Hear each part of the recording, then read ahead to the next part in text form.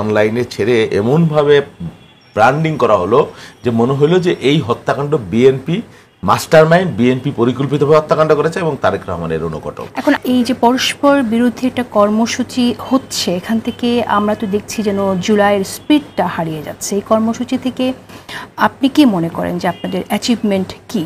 তো এটা ঠিকই বলেছেন, এটা তো আসলে আমরা জুলাইটা যেভাবে আমরা পেয়েছিলাম বা অর্জন করেছি, তারপরে ধরেন রাজনৈতিক মতভেদ, জুলাইটা হলো কি ধরেন ফ্যাসিবাদের বিরুদ্ধে একটা সামগ্রিক লড়াই ছিল। হ্যাঁ, সমস্ত দল মত, বিভিন্ন শ্রেণী পেশার মানুষ, নারী পুরুষ, আবাল বৃদ্ধ বনিতা সেখানে এক হয়েছিল। কিন্তু জুলাইয়ের পরের প্রেক্ষাপট আমরা ফ্যাসিবাদকে মুক্ত করেছি, এটা যেমন আমাদের একটা অর্জন।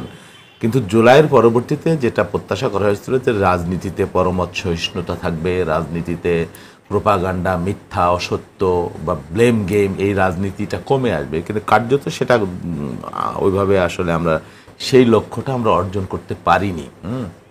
তবে পরিবর্তন তো আছেই, পরিবর্তন নাই সেটা না। ধরেন বাংলা এখন দেশের মধ্যে গুমও নাই, খুন নাই, বিচার বহির্ভূত খুবই কম, তারপরে মানে অন্যায়ভাবে মানবতা বিরোধী নিপীড়ন যেটা সেটাও নাই। আমি হাসিনার প্রতি তো হাসিনা সরকারের সময়ের সাথে তুলনা করছি না, আমি বলতে চাইছি যে জুলাইয়ের যে স্পিরিটটা, সেই স্পিরিটটা হারিয়ে যাচ্ছে কিনা। হ্যাঁ, জুলাইয়ের স্পিরিট ক্ষতিগ্রস্ত। জুলাইয়ের ধরেন অনেক সামগ্রিক অর্থে যদি বলেন তাহলে একটা কল্যাণ রাষ্ট্র, গণতান্ত্রিক মানবিক রাষ্ট্র আমরা যেটা চেয়েছিলাম, সেই রাষ্ট্র বা একটা সহনশীলতার বা ইতিবাচকতার রাজনীতি, আদর্শের রাজনীতি যেটা, সেটা হবে সুস্থ রাজনৈতিক প্রতিযোগিতা। সেই জায়গাটায় আমরা নাই আসলে। সেই জায়গা থেকে আমরা অনেক ব্যত্যয় হয়েছে, অনেক ক্ষতিগ্রস্ত হয়েছে এবং এটা কোনোভাবেই কাম্য না, এটা সত্য। আপনাদের যে প্রোগ্রাম, আপনি কি মনে করেন যে এই প্রোগ্রাম থেকে আসলে কি পজিটিভ বার্তা আপনারা দিচ্ছেন? না, পজিটিভ বার্তা না। দেখেন, আক্রমণ করা হচ্ছে বিএনপিকে কিন্তু প্রতিনিয়ত ফ্রম ডে অন থেকে।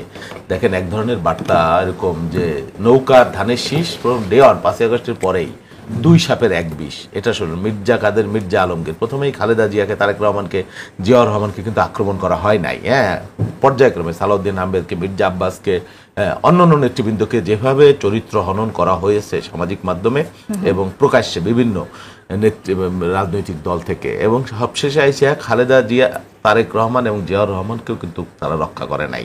ওই পর্যন্ত তারা চলে গিয়েছে। তাদের কি ধারণা হয়েছে আমরা জানি না। হয়তো কেউ কেউ আমাদেরকে যেটা বলেছে যে আওয়ামী লীগ তো প্রেক্ষাপটে নাই, এখন বিএনপি হলো তাদের একমাত্র বাধা, কারণ বিএনপি যদি রাষ্ট্র ক্ষমতায় না যেতে পারে তাহলে অন্য যারা আছে কেউ কেউ তারা ইচ্ছামতো দেশ শাসন করতে পারবে। এই ধরনের একটা বার্তা থেকে বিএনপিকে বিতর্কিত করবার জন্য যেটা হয়েছে, সেটাও যেটা হয়নি সেটাকে আরও রংচং দিয়ে সর্বশেষ ঘটনা হলো আপনার মিটফোর্ডের ঘটনা। দেখেন, ঘটনা ঘটেছে 2 দিন আগে, 9 তারিখে। 11 তারিখে জুম্মার নামাজের পরে সেটাকে অনলাইনে ছেড়ে এমনভাবে ব্র্যান্ডিং করা হলো যে মনে হলো যে এই হত্যাকাণ্ড বিএনপি মাস্টারমাইন্ড, বিএনপি পরিকল্পিতভাবে হত্যাকাণ্ড করেছে এবং তারেক রহমানের অনুঘটক। এখন আপনারা কি মনে করেন যে, আমি আপনার কথা বুঝতে পারলাম, তাহলে আপনি মনে করছেন যে এটা প্রোপাগান্ডা, এই প্রোপাগান্ডাকে মোকাবেলা করবেন কি করে?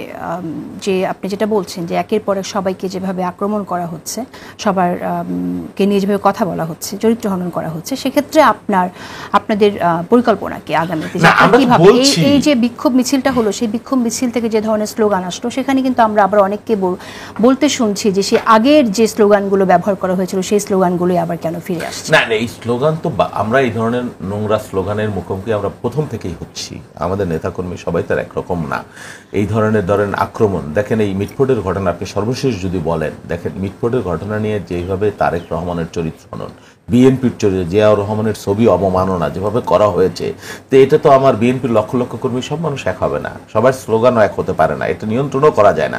তারপরও আমরা দলীয়ভাবে কিন্তু সেটা আমরা নিরস্ত করবার চেষ্টা করছি। বারবার আপনি বিএনপিকে আক্রমণ করছেন প্রথম থেকে, একটা ফেসবুকে, সামাজিক মাধ্যমে এমন সব প্রোপাগান্ডা, মিথ্যা, সত্য, অসত্য, অর্ধসত্য, এগুলোকে মিলিয়ে বিএনপিকে মানে কি করে আক্রমণ করে আপনি একটা মানে উস্কানিমূলক একটা অবস্থা তৈরি করছেন। তো বিএনপি সব লোক তো আর ধৈর্য সহনশীলতা ওইভাবে থাকবে না, স্বাভাবিক। কিন্তু আমরা দেখেন কক্সবাজার একটা হত্যাকাণ্ড হয়েছে, জামাত আজকে হত্যা করেছে, কিন্তু কেউ তো বিএনপি কারো ঘর বাড়িতে আক্রমণ করেনি।